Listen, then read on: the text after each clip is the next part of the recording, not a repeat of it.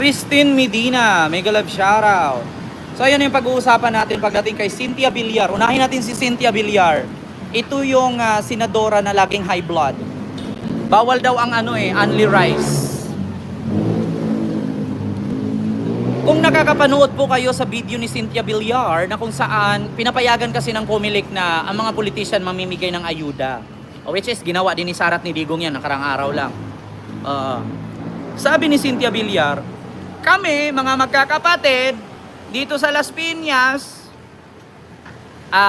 bigyan namin kayo ng lupa. Basta, isukli nyo sa amin, iboto nyo kami. Kapag hindi nyo kami mahalin at isukli sa amin yung pagbigay ng lupa, baka mag-iba isip namin, gawin nating subdivision yung tinirhan ninyo. Hindi ko na kailangan magpakita ng video dito, baka i-copyright ako ni Cynthia. Ma-block yung channel ko, maghati pa kami revenue. Diba? Sabi yun ni Cynthia, alam ko nakakapanood kay Diyos ko, number 1 ang Pilipinas sa pinaka-chismosa. Diba? Hindi tayo nahuhuli sa India. Sabi ni Cynthia, kapag kami, binoto ninyo magkakapatid, ibibigyan namin kayo ng lupa. Pero pag hindi nyo isinukli sa amin yan, baka magbago isip namin, gawin naming subdivision yung lupa ninyo. Senator Cynthia Villar, viral ang umano'y alok na lupa kapalit ang boto sa kanyang pamilya sa darating na eleksyon. Balitang umaabante mula kay Carlo Villaseñor. Sa eleksyon, kung tatanawin yung utang na loob ang pagbibigay namin ng lupa sa inyo. Ilang araw nang viral ang kontrobersyal na pahayag ni Senadora Cynthia Villar kaugnay sa pamamahagi umano nila ng lupa sa Las Piñas City. May twist pala kasi ito kasabay ng paghingi ng suporta sa 2025 midterm elections kung saan karamihan ng kanyang pamilya ay sasabak sa halalan. Sa talumpati ni Villar, ipapamahagi raw nilang magkakapatid ang lupa sa Sitio Pugadlawin, Barangay Alamanza 2, sa kondisyon dapat ay suportahan na mga ito ang kanilang mga kandidato sa May 2025 elections. Pero booking na wala pala sa pamilya Aguilar ang titulo o hindi nila pag-aari ang lupa na tinitiran ng 4,800 residents. Bata ito sa record ng City Assessor's Office kung saan nakatitulo ang lupa sa pangalan ni dating Presidential Commission on Good Government Chairman Camilo Sabio at ang kanyang may bahay na si Marlene mula pa noong dekada 80. Ayon pa sa record ng Las Piñas City Hall, hindi kailanman nakapangalan ang lupa sa mga Aguilar o Villar, taliwas sa inaangkin ng senadora. Napag-alaman na dumami ang mga informal settlers sa Sitio Pugadlawin matapos ang EDSA Revolution noong 1986. Ako si Carlo Villaseñor ng Abante Radyo. Ito ang mga balitang mabilis, mabangis, walang mintis.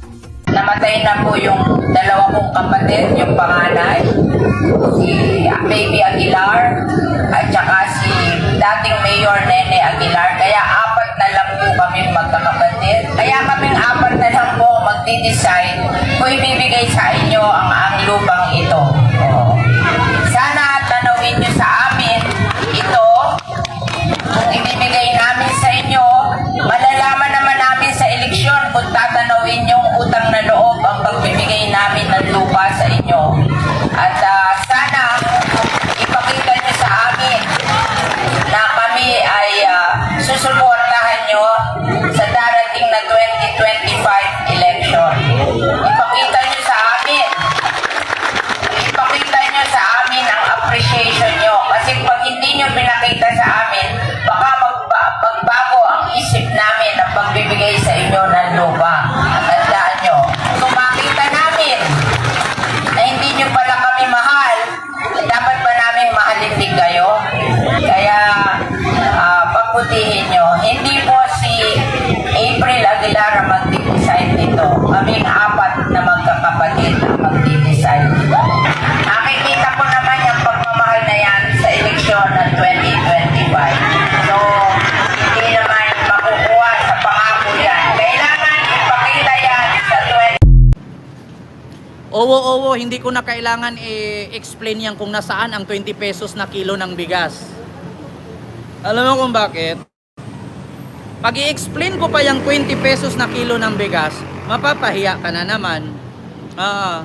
Pag i-explain ko yung 20 pesos per kilo ng bigas, mapapahiya ka. Ganito yan. Explain ko na lang.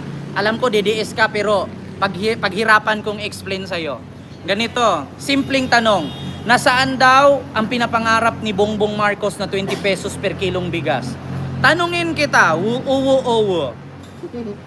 Kung ikaw farmer, ikaw lang naman mag-isa kung marami kayo, lagyan natin ng S, farmers. Kung ikaw magtanim ng palay, daan-daan libo ang gastos mo, fertilizer, tauhan magtanim, tauhan mag-ani sa isang daang kahong bigas. 100 kahon ng taniman. As in, kahon-kahon yan, di ba? Ganito. Daan-daan libo gastos mo sa pagtatanim ng palay, tapos ibenta mo 20 pesos per kilo. Sinong tangang farmer magtatanim? Di ba? Tapos ginahanapin ninyo nasaan yung 20 pesos per kilo ng bigas. Ngayon tatanungin ko kayo, nasaan yung sinasabi ni Duterte na 3 to 6 months kapag ako nanalo, ubos ang droga? 10 years na po, simula nung bumaba siya pagka-presidente, ang droga na ubos ba? Sa amin sinabi Michelle.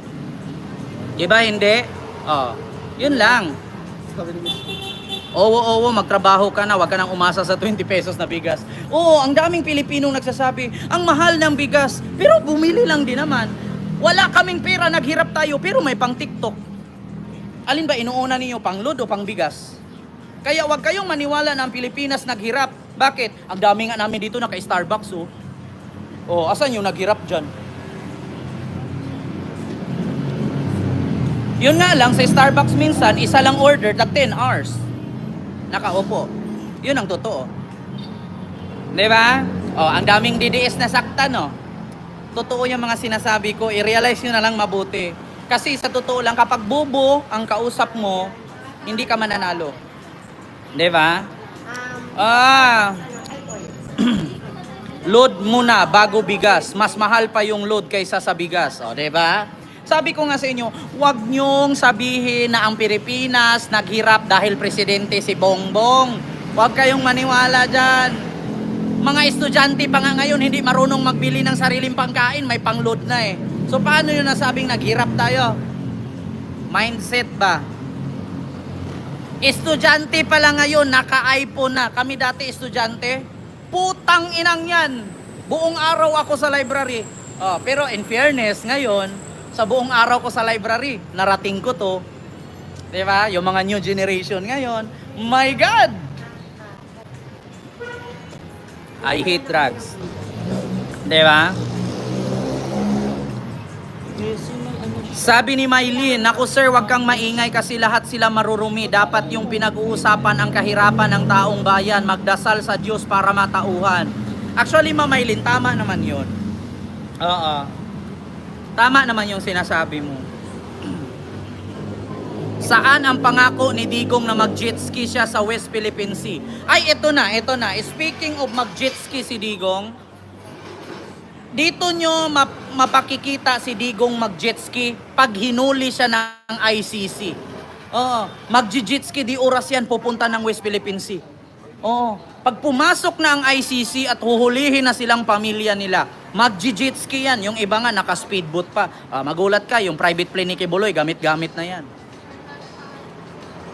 Sa bagay, may airport naman sa West Philippine Sea, ginagawa ng China. Diba? Sa mga nagtatanong po dyan about kay Cynthia Villar, iboto nyo na lang, maawa naman kayo, hindi man abot 100 years old yan si Cynthia, mamamatay din yan. Boto nyo na lang. Basta isipin ninyo, pag hindi nyo daw siya iboto, tatayuan daw niya subdivision yung lugar ninyo, bahala kayo. Tignan nyo, wala na kayo taniman palay dyan. Diba mga taga Las Piñas?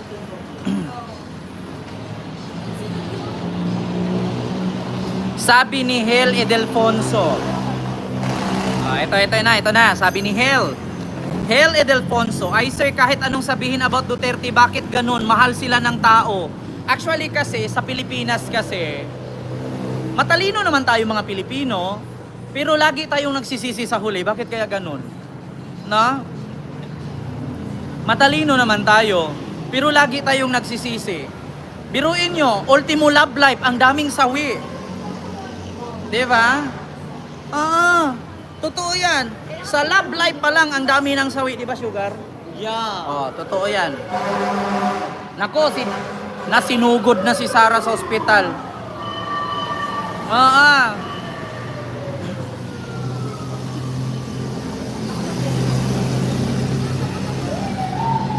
Sabi ni Weekend Hobby, basta ako laking pasalamat ko nabawasan ang mga drug pusher kaya nabawasan ang rape at krimen sa Pinas. Di mo marirealize ang effort pag wala sa relatives mo na rape or na addict sa drugs. Actually, Weekend Hobbies, tama naman yung sinasabi mo, nabawasan ang addict, nabawasan ang drug pusher, nabawasan ang rape, nabawasan ang pagiging addict. Pero may tanong ko lang ngayon, nabawasan nga sila. Oh, nung pinatay ba sila? Totoo bang addict sila? Oh. At pangalawa, ayon ba sa ating batas sa Pilipinas, nandoon po ba nilagay at sinulat na kapag addict, patayin? Di ba? Na kapag addict, patayin? Sabi ni Red, bawal pumatay. Oh. Tapos pangalawa, maraming ang addict di umano ang namatay, 30,000. Pero sabihin mo sa akin, ni isang drug lord ba may namatay? So, ngayon mo sabihin na maganda ang adikain ni Digong. Bakit ni isang drug lord wala?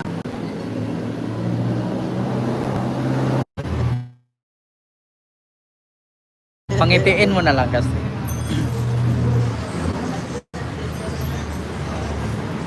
Di yan rason.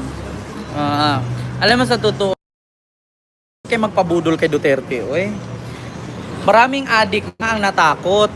Pero, bakit nga walang drug lord na matay? Yan lang naman eh. Maraming addict na eh, wala namang drug lord na matay. Hindi rin nauubos yung addict. Di ba? Man gala ng gala. Doon ka sa tamang lugar pumunta para safe. Makadigong. Ay. Nag-YouTube kasi sir. Ha? Wala namang problema. Mas delikado sa panahon ni Dix, pag gumala ka baka mapagkamalan ka at ikaw ang mapuruhan. Kaya nga, 'di ba dati sabi ni Bato, pag may nakita daw silang bungal, may tattoo at payat, addict daw 'yon, papatayin. 'Di ba? Nagluloko po ang internet. Okay naman na po. Ayan. Ano naman siya, ano ba? Naglomo ka dito. Ayan, actually kasi mahina ang internet ngayon. Ang may-ari kasi ng net ay DBS. At totoo lang mga kababayan, no? Kawaan nyo po yung sunod na henerasyon. Maawa po kayo sa sunod na henerasyon. Isipin na yung sarili nyo lang. Di ba? Huwag nyo isipin yung sarili nyo lang. Isipin nyo yung apo ninyo, yung anak ninyo. Biruin nyo ito, pinaka-logic. Sigaw kayo ng sigaw, Duterte, Duterte. Kayo bang sumigaw na Duterte, Duterte at bumoto kay Duterte, yumaman ba kayo? Di ba kawawa yung mga tao, samantalang yung binoto nila ang yayaman. Di ba? Hindi nyo ba naisip yon? Kawawa yung tao. Di ba? Yung sumigaw dyan na Duterte ako, DDS kami. Walang pera. Pero nyo, mahal ko si Tatay Digong, mahal ko si Inday Sara, walang pera. O, kung sumigaw ako BBM, yayaman din ba ako? Logic nga, di ba? Oo. O, ako, tignan mo. Kahit buong taon akong sisigaw na BBM ako, kung hindi ako magtrabaho, yayaman ba ako?